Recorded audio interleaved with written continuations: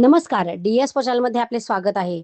क्रांतीसूर्य महात्मा ज्योतिबा फुले यांच्या जयंतीचे औचित्य साधून पुणे येथे भटक्या विमुक्त जमाती संघटनेच्या वतीने एका विशेष चर्चासत्राचे आयोजन करण्यात आले होते. या चर्चासत्राचे अध्यक्षपद भटक्या विमुक्त चळवळीचे अग्रणी माजी आमदार पद्मश्री लक्ष्मण माने यांनी भूषवले. या प्रसंगी महाराष्ट्रभरातून आलेल्या कार्यकर्त्यांनी आणि मान्यवरांनी समाजाच्या विविध प्रश्नांवर आपला सक्रिय सहभाग नोंदवला. या कार्यक्रमाचे आकर्षण ठरले ते म्हणजे महाराष्ट्र राज्य केसरी समाजाच्या वतीने देण्यात आलेले निवेदन. समाजाच्या प्रलंबित मागण्या आणि अडचणींकडे लक्ष वेधण्यासाठी हे निवेदन अध्यक्ष लक्ष्मण माने यांना सुपूर्द करण्यात आले.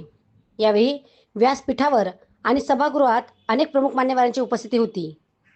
यामध्ये सातारा जिल्ह्यातून दत्ताजी अण्णा पवार, मेढेकर, आकाश चव्हाण, नितीन चव्हाण, सुधीर पवार, पाचगणी इथून चंद्रकांत राजाराम साळुंके, नागराज साळुंके, कुणाल साळुंके आणि वैभव चव्हाण, अहिल्यानगर, लोणी, जिल्हाध्यक्ष डॉक्टर हंबीरराव सदाशिव पडळकर यांच्यासह ज्ञानेश्वर धोंडीबा साळुंके, चंद्रकांत नारायण साळुंके आणि कुणाल सतीश पवार यांनी आपली उपस्थिती दर्शवून चर्चेत सहभाग घेतला.